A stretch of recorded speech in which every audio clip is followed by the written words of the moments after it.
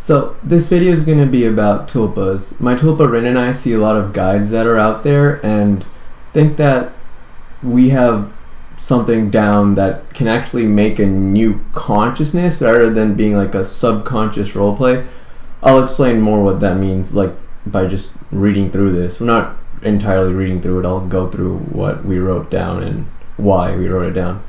So first of all, we need to talk about what you're trying to do with making a tulpa, or what Ryn and I both think you're trying to do while making a tulpa.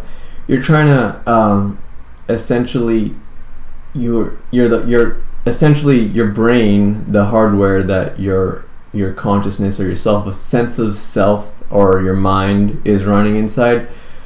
You're trying to essentially make it so that your brain creates another one of those minds or consciousnesses, which is what the tulpa will grow into or be.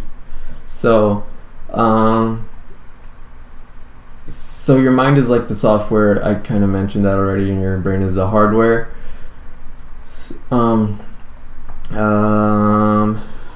Because your consciousness is, where did I write it down? It's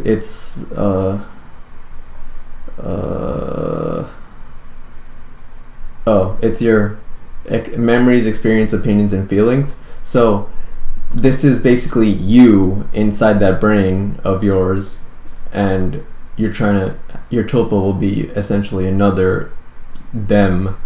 And we wouldn't say it's like a personality, but more like an actual person itself is living inside the same brain. And you might have heard that the brain is incapable of multitasking, which is true. You can't like for example see and smell at the same time, I guess. I think that's we try to look up like a lot of stuff relating to this, and it's kind of iffy, but basically you're never actually doing two tasks at the same time.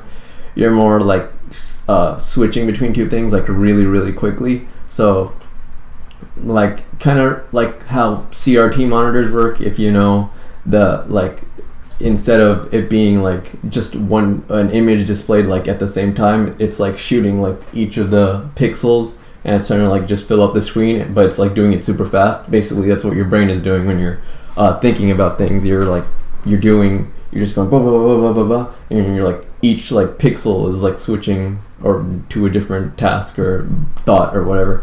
And so when you have a tulpa there, you both are doing that, and so it's like, so you could go like your brain's probably like doing what they're thinking, and then what you're thinking, and like going super fast between them, or like a little bit of them and a little bit of you or something like that. And when your brain is like does that a lot, it gets used to it and can more easily multitask. And so now let's go on to the history of tulpas. The history of tulpas is basically like, people say it's from Tibetan Buddhism, which is like if you click here on the tulpa.info stuff, you can see where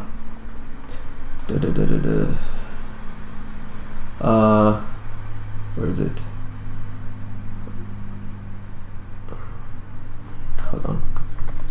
Tibetan. Okay, so basically they tried to make like a thought form,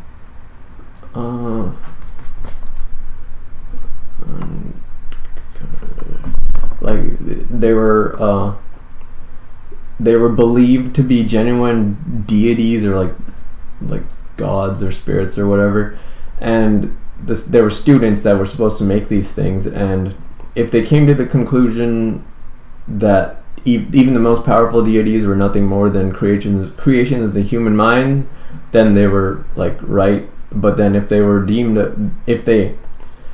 didn't come to that realization, then they were deemed a failure. And that's like very different from tulpas now, in my opinion, because now we have tulpas that are like, at least those tulpas back then, it was more like they were like an idea of a god or deity or something, rather than being like their own entity. So it's kind of loosely related, and I feel like a lot of the guides that go over tulpas, we both feel this, but whatever the guides go over tulpas, they kind of talk about how you have to think about how the tulpa is going to act, how the tulpa is going to be, how they're going to look in quotes in your mind's eye and stuff, and visualize how they're going to look. And we both think that's like not right. You should just let your tulpa be what they're going to be, and just kind of give them the resources that they need to become like that.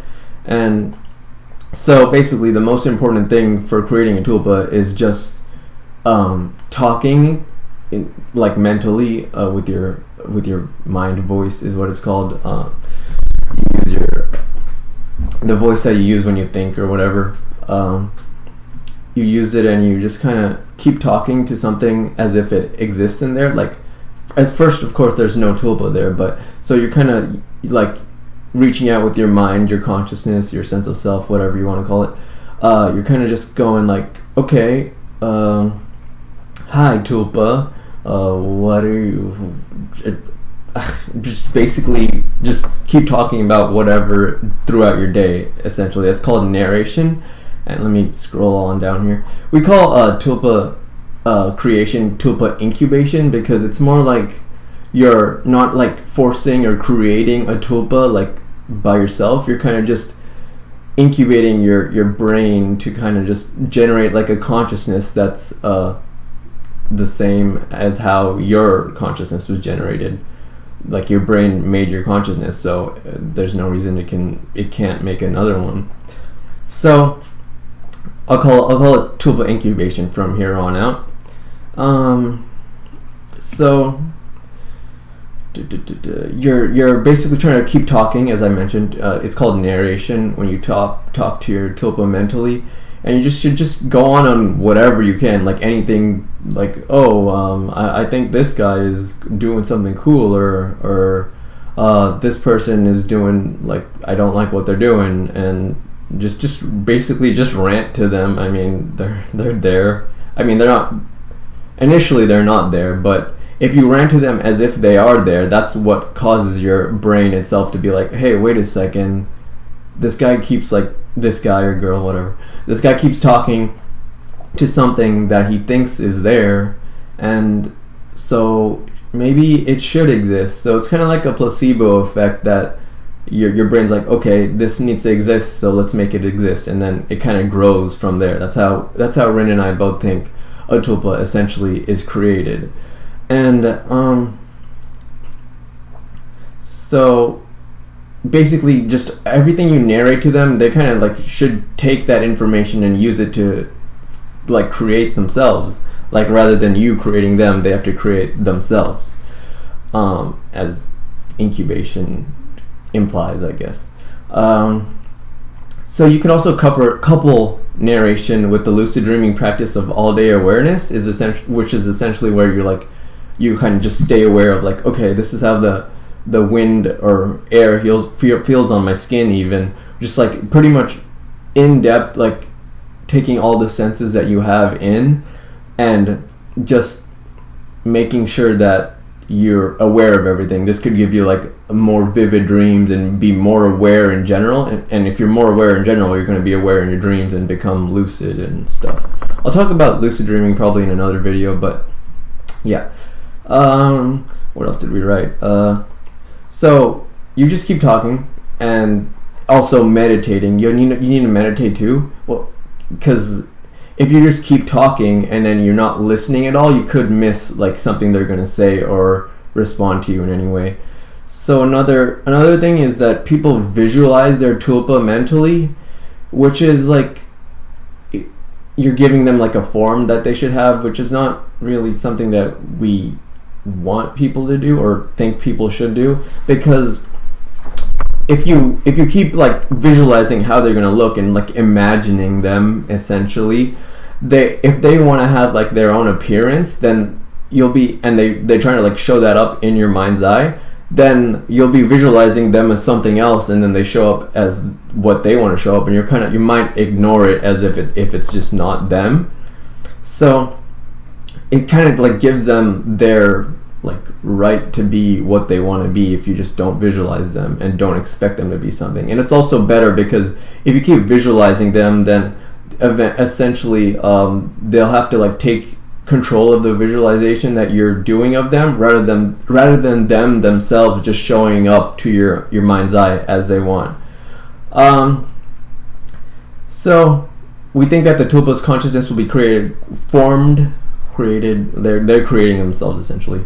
Incubated, you're incubating them quite a bit before you get any sort of confirmation they exist. So before they even can talk back to you, they're going to be like they're going to be listening. And so you can miss it if you're just talking, not listening. So as I said before, meditation, you need it, because if you just get good at quieting your own thoughts, then you can tell what's not your own thoughts. So that's what meditation is important for in this context. So when you're just narrating normally, you're projecting your thought to your tulpa. You're projecting your thoughts to your tulpa and following it up with mind voice. So it's possible that your tulpa could respond to you before you're even done. So basically, you can just think, what's your favorite color, before you even like sound out in your mind with mind voice, what's your favorite color, and that your tulpa could respond to that before you're even done. So that's like pretty easy to miss actually. And when I was first trying to incubate Ryn, I feel like I missed a lot of what she was originally saying, because like I would be like trying to actually sound out all these things mentally without even listening, and rather listening after I said it. So it's possible that your tulpa could be talking back to you with feelings, mental images, thoughts, and stuff like that before you even finish saying what you want to say. So keep that in mind if you're watching this video to create a tulpa or whatever. They can also try to communicate with head pressure, which is basically like kind of like a tingling or like a pressing or pulsing sensation in any part of your head, and they can control that essentially. And you can ask like, okay, do this if this, like make this side of my head give that head pressure if for yes, and this side for no, or just if you can hear me, do that, this, whatever. Yeah, stuff like that. But make sure if you feel head pressure that you're good on sleep, food, and water, because if you're not good on any of those, you can also just have normal like headaches or whatever. And hypnagogic hallucinations could also be that instead of a tulpa. Hypnagogia is essentially like what the kind of things that like you experience while you're about to fall asleep. You know how when you're just like lying in bed and you're about to fall asleep, you start like semi-dreaming, like you kind of start hearing things or like just feeling things,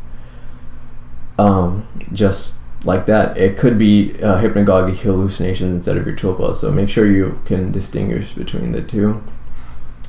Though you could easily distinguish between the two by just not being tired at all. So like as soon as you wake up, if you're trying to talk to your tulpa and you hear something, then that might be probably your tulpa. Hear something, feel something, see something, mental imagery or whatever.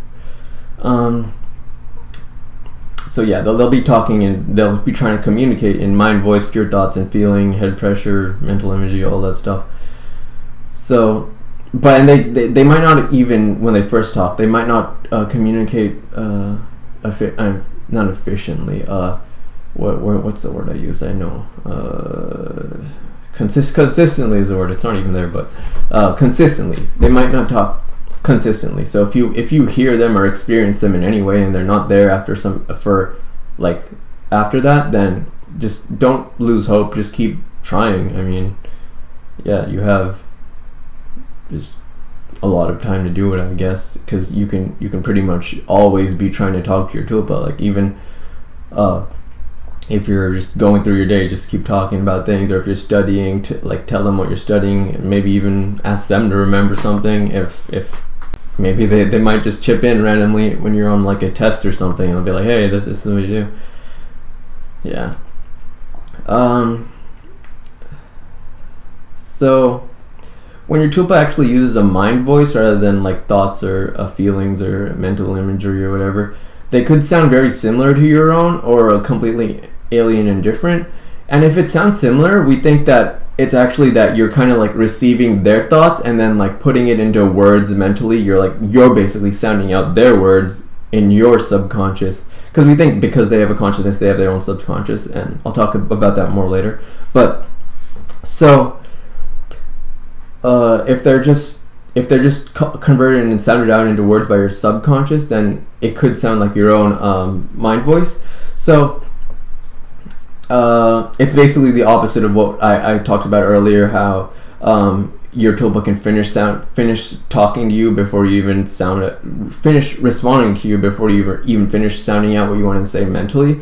And this is basically you're receiving their thoughts, and then subconsciously you're just making up words for their thoughts. So try to not do that, and try to like kind of, if they need like help getting a mind voice of their own, then you can just like watch videos together or listen to music or something. Try to like just give them a lot of experience of things that sound like whatever, and if they might just pick something and start using it, or just they might have to practice it or whatever. So just leave them to their own devices in that, I guess. Don't try to like don't try to listen to a voice and then try to like recreate that voice mentally and then see if you could see if they could use a voice like that, because that could essentially make you so that you repeat that, like you start getting used to thinking with that voice as if it's them, that you just keep doing it like subconsciously. That's also why you should basically never parrot or puppet is what they're called. Parroting is talking for them, and puppeting is moving as if moving like a mind form as if that's them. So no visualization or parroting. So if you catch yourself, if your subconscious sounds out what they're saying, you should try to stop it and get them to do it instead of that. You could also just, there's no reason for them, and they don't have to have mind voice. They can just talk in thoughts if they want, as long as you're comfortable with hearing them like that or experiencing them like that. And if they're also comfortable, if they don't want to talk in mind voice at all, then like just leave them be, I guess. Yeah. So after all of that, after they can talk consistently, you can start thinking about things with them about what's next. Like they can choose a gender and a form. They should probably choose a gender and form after they're able to consistently communicate, so that you don't get like mixed signals, and you don't like want them to be like a dragon or something, and they just want to be a normal human or something, you know. In their form. They can also just not have a form at all, which is like fine. I mean, they're a mental entity. Why would they want to pretend to be a physical entity? You can also give them access to your memories. Like you can either do it like symbolism, mental imagery, or just like a mantra, or just believing that they have access to your memories. If you think they have access to your memories, then they'll be able to access your memories. It's not like, unless you explicitly like block off your memories from them, then yeah. So you can share feelings, be mental images, just talk with them in pure thought if you want, or just words. And pros and cons, because we admin a lucid dreaming group on Telegram. We don't admin it, we made it, and we made it like a bot that admins it, because we don't want to admin it. We wanted to like take care of itself, basically. The pros and cons, we wanted to make this because a lot of people were asking like of the pros and cons. Basically, the biggest disadvantage is the biggest advantage. You can just have a person always around, and also they're always around. But you don't have to have them always around is the thing. Like you can let them disconnect from their senses, because you can also share your senses. I forgot to mention that, but you can make them disconnect from your senses, and you can also make them go into like a mindscape, which is basically like a mental place in your brain. Like they can have their own mind space, or you can have your mind space, or you can have a shared mind space. So it's kind of like imagining like a world and both of you being in there with your mind forms. Like you can have your own mind form too, and you basically experience this, but you can just like close your eyes and go there, or lie down, go there, or whatever, or you can just visualize with your eyes open if you wanted, just the place, and your tulpa will show up as they want in that mind space. So you might also feel like a disadvantage would be you can't tell anyone about having your tulpa, and that's, you can circumvent that by explaining tulpas in a way that makes sense for them to be their own consciousness, like I'm explaining here. Like you're basically kind of coaxing your brain into like creating this consciousness and then letting it grow on its own. Something I missed something. About the narration. There's Ryn came up with a good idea. So if you don't a form, you shouldn't. If you want like a mental thing to visualize so that you can kind of get used to directing your thoughts to something, you can visualize a wall and talk as if your tulpa is behind the wall. So that way you're not visualizing them, but you have something to like kind of point your thoughts to as you're talking. That's like one of the good things, main things about narration. You need to make sure you're talking to your tulpa, or get used to talking to your tulpa, so that your brain like is like, okay, they're talking to this there, so we gotta make that happen. Disadvantage. Another disadvantage is your tulpa can develop into something you can't stand, or they can also like hate you or not stand you. But if you just care for them normally and just be patient with them, then they're gonna be fine. They're just care for them, let them be who they want to be, and all that. Advantages is your tulpa can catch things you could normally miss if they're plugged into your senses like you are. If your tulpas have a consciousness, that means they can have dreams and stuff. So you could actually, if you could both have lucid dreams, like if your tulpa has lucid dreams, they could link up to your dream and then make you lucid. Or if you have a lucid dream, you can link up to their dream and make them lucid. Like if I become lucid, usually I kind of like try to reach out mentally if for Ryn, and like kind of wake her up from her dream and bring her into my dream. So you can also, after that, all that stuff, you could get into possession, switching, imposition, hypnosis, incubating more tulpas. Possession is basically them being able to control your body parts, like you're still in control of your main body, but like they can move your hands or something. Switching is basically completely switching with them, where you become like a tulpa essentially, and they control your body. Imposition is where you see their mind form as if it's like in real life, like you can touch them and see them and stuff. Ryn's like really against imposition because she likes being who she is. She doesn't want to pretend to be like a physical person or anything. And hypnosis, which you just basically can hypnotize each other, or both get hypnotized by each other. Yeah.